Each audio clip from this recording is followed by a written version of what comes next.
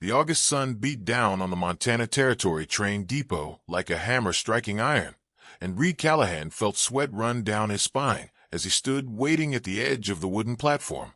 In his rough hands, he held a small bouquet of prairie wildflowers, freshly picked that morning, already wilting in the heat.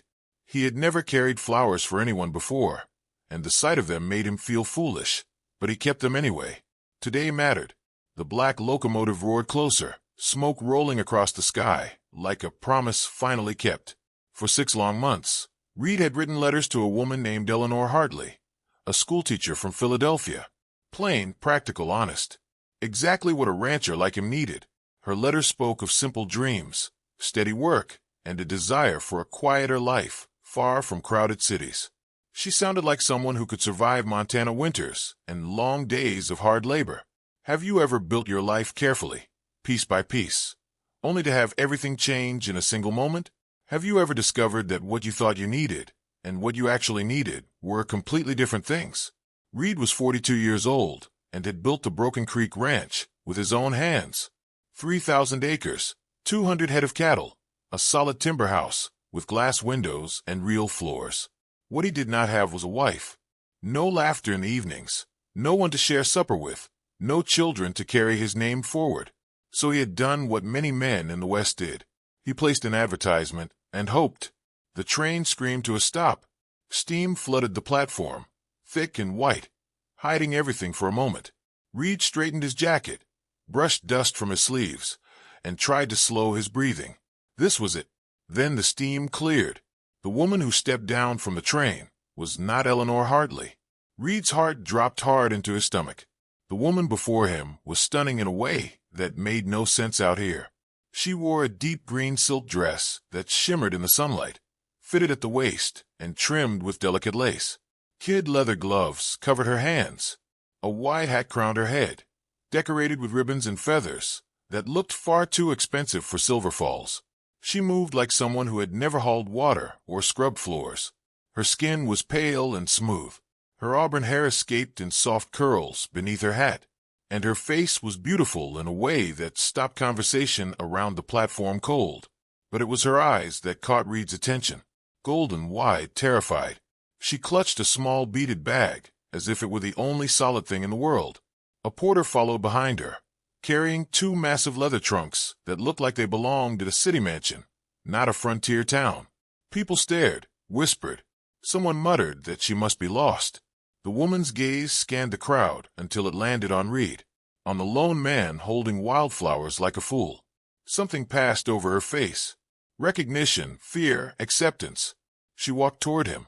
Reed could not move, could not speak. She stopped 3 feet away, close enough that he could smell her perfume, something floral and costly that made his head spin. "Mr. Callahan," she said softly. Her voice was smooth and refined, touched with a southern accent. "Reed Callahan of the Broken Creek Ranch?" "Yes," he managed. She held out her gloved hand, formal and wrong in every way. "My name is Seraphine Lockett. I believe you are expecting me." The world seemed to tilt. Reed's fingers tightened around the flowers until the stems bent. "I was expecting Eleanor Hartley," he said. "A schoolteacher." Color rushed into her cheeks.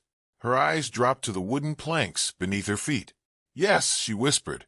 About that. Reed knew in that moment that nothing about his life was going to be simple anymore. He did not take her to the ranch. That decision came quickly and firmly. Whatever this was, it could not be settled in front of half the town. He directed the porter to take her trunks to the hotel and led her there himself, the sound of whispered gossip following them down the street. They sat across from each other in a small private dining room. Reed set the wildflowers on the table between them, already drooping. "Start talking," he said, "and tell me the truth." Seraphine removed her gloves. Her hand shook. At her wrist, Reed caught sight of a fading bruise. "My name is Seraphine Lockett," she said quietly. "That part is true. I am not Eleanor Hartley. She was my companion. She wrote the letters. She sent her photograph. The plan was for me to become her by the time I arrived."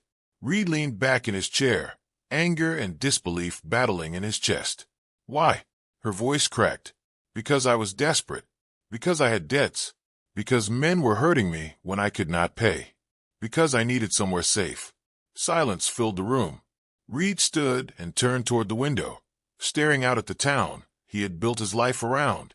He had ordered a plain, honest bride.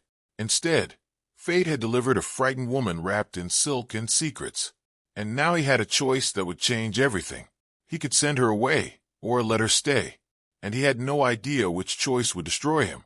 Reed paid for Seraphine's room at the Silver Creek Hotel for the week, and left town before sunset, riding hard back to the Broken Creek Ranch, with his thoughts tangled tighter than barbed wire. He told himself he had done the right thing. He had given her money, protection, and a way out. Whatever trouble followed her had no place in his life. Yet the ranch felt different that night. Too quiet, too empty. The wind moved through the grass like a voice asking questions he did not want to answer. Reed drank his coffee cold and stared at the dark, seeing golden eyes instead of fence lines. Seraphine spent that first night sitting on the edge of the hotel bed, staring at the money Reed had given her. It was more than she had seen in years. It could buy her a ticket east and a chance to disappear. But when she closed her eyes, she saw the disappointment on Reed's face and felt the weight of what she had done settle deep in her chest. Running again felt like dying slowly. The next morning, she went to the church. The white-clapboard building sat quiet in the early light. Seraphine nearly turned back twice, but she forced herself forward and knocked. Sarah Blackwood, the minister's wife, answered. Her eyes were kind but sharp, the eyes of a woman who had survived hardship without losing herself. "I'm looking for work," Seraphine said simply. "Any kind of honest work." Sarah studied her. The fine dress, the careful posture, the fear hidden behind control. "Can you read and write?" "Yes." "Teach children?" "I can learn." That was enough. By noon, Seraphine stood in front of 6 children in a small schoolroom, her heart pounding harder than it had on the train platform. They stared at her openly. Some whispered. One boy laughed when she stumbled over chalk dust. She did not run. She taught them letters and numbers the way she had learned, with stories and patience. When she failed, she tried again. By the end of the day, her feet ached, her throat burned, and her dress was smudged with chalk. It was the most honest exhaustion she had ever known. Days passed. Seraphine returned to the church school each morning. She cleaned floors. She scrubbed ink from desks. She learned to bake bread with Sarah, burning 2 loaves and laughing through the shame. Her hands blistered. Her pride cracked. Something stronger grew beneath it. The town watched. Some whispered cruelly. Others waited. A few nodded in quiet approval. Reed came into town once a week for supplies. He did not seek Seraphine out, but he saw the signs. Children laughing as she walked past. Sarah Blackwood greeting her by name. A faint bruise of flour on her sleeve. He told himself it meant nothing. Still, he noticed. Then the storm came. It rolled in fast from the north, black and furious. 3 children from the McCready Ranch went missing that afternoon, caught checking traps too far from home. Panic spread through Silver Falls like fire in dry grass. Men saddled horses. Women prayed. Seraphine heard the shouting and ran toward it without thinking. She knew the children. She had taught them. When the search parties formed, she stepped forward. "I'm coming," she said. Reed was already mounted when he saw her. Wet hair pulled back, dress torn at the hem, fear in her eyes and fire beneath it. "This is dangerous," he said. "So is staying behind," she answered. They rode together into the storm. Rain turned to sleet. Wind screamed through the trees. They found the children huddled in an old root cellar, shaking and crying. Seraphine climbed down first, wrapping the smallest child against her chest, murmuring soft words until his sobs eased. Reed broke down the door wider and hauled the others out. They rode back soaked and freezing but alive. That night, word spread faster than the storm ever had. Seraphine sat by a fire in the McCready cabin, trembling from cold and release. Reed watched her quietly. He saw the bruises on her hands, the steadiness in her movements, the way the children clung to her without question. She was not the woman who had stepped off the train. Days later, another test came. A woman went into labor at a remote ranch. The midwife was gone. The doctor was old and needed help. Someone remembered that Seraphine had studied medical texts. Someone else said she had steady hands. She went. Blood screams, fear thick in the air. Seraphine followed instructions, held strong, pushed past terror. When the baby cried strong and alive, Seraphine sank to the floor and wept with relief. The town did not whisper anymore. They spoke her name with respect. Reed heard it all. He came to the church one quiet afternoon and found her alone, sweeping the schoolroom. She looked up, startled for a moment. Neither spoke. "You didn't leave," he said. "No," she answered. "I stayed." He looked at her carefully, really looking this time, at the worn dress, the tired eyes, the strength that had replaced fear. "I was wrong about one thing," Reed said. "You're not useless." Seraphine swallowed. "I'm still learning." "So am I," he said. Outside, the Montana sky stretched wide and blue.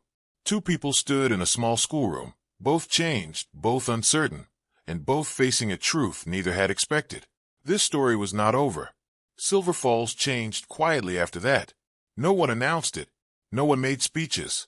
But doors opened easier for Seraphine now. Greetings lasted longer. Children ran to her without hesitation. Women asked her questions, then trusted her answers. The town had watched her fail, work, bleed, and stand back up. That mattered more than where she came from. Reed tried to stay away. He told himself he had made his choice weeks ago, that his life was simple again. Ranch, cattle, work, silence. But the silence no longer felt peaceful. It felt unfinished. On a Sunday morning, Reed went to church for the first time in months. He sat in the back, hat in his hands, listening without hearing much at all. When the service ended, children rushed past him, laughing. Seraphine followed, helping the smallest one with a loose shoe. She looked up and saw Reed. They stood there, the space between them filled with everything they had not said. "You stayed," Reed said again, as if the words still surprised him. "I found something worth staying for," she replied. They walked outside together, not touching, not rushing, just talking about the ranch, about the school, about mistakes that still hurt and lessons that stayed. "I was wrong," Reed said finally. "I thought I needed someone already shaped for this life. I didn't see that life does the shaping." Seraphine met his eyes. "I was wrong too. I thought I had to lie to survive. Turns out honesty was harder and better." The next week, Reed asked her to walk with him after supper. The town noticed. They always did. This time the looks were softer, curious instead of sharp. They talked slowly, carefully. Reed showed her the ranch, the house he built with his own hands, the land that tested him every season. Seraphine listened and imagined, not with fear, but with quiet courage. "I won't promise you an easy life," Reed said. "I don't need easy," she answered. "I need real." Winter came early that year, harsh and unforgiving. Seraphine learned to break ice from water barrels, learned to bake bread that fed more than pride, learned how silence could be full when shared. Reed learned too. He learned patience when she failed, trust when she tried, joy in watching someone become strong instead of expecting strength from the start. In spring, Reed stood in front of the church with Seraphine beside him and spoke clearly, so there could be no doubt. "I am asking this woman to be my wife, not because she fits a plan, but because she earned her place in my life." Seraphine said yes with steady hands and clear eyes. Their wedding was simple. Wildflowers, sunlight, honest vows spoken without fear. The town gathered not out of curiosity, but pride. They had watched this story grow from its broken beginning. Marriage was not magic. Seraphine struggled. Reed stumbled. But they faced it side by side. She became a teacher, a healer, a ranch wife who knew how to work and when to rest. Reed became a husband who listened and learned and loved without control. Years later, when travelers passed through Silver Falls, they heard the story about the cowboy who ordered a plain bride, about the wild woman who arrived instead, and about how both of them were changed forever because neither one ran when things went wrong. Some stories begin with lies. The rare ones end with truth. Do you believe that sometimes the wrong person turns out to be exactly who you needed? That the courage to stay and face your mistakes matters more than never making them? This story reminds us that real love isn't about finding someone who fits perfectly into your plans. It's about finding someone willing to grow with you when everything falls apart. If this story moved you, subscribe to hear more tales from the Wild West. Stories of mail-order brides who became true partners, cowboys who learned that strength means flexibility, and the courage it takes to let go of what you thought you wanted to embrace what you actually need. Share your thoughts if you believe the best love stories are the ones where two imperfect people choose each other every single day.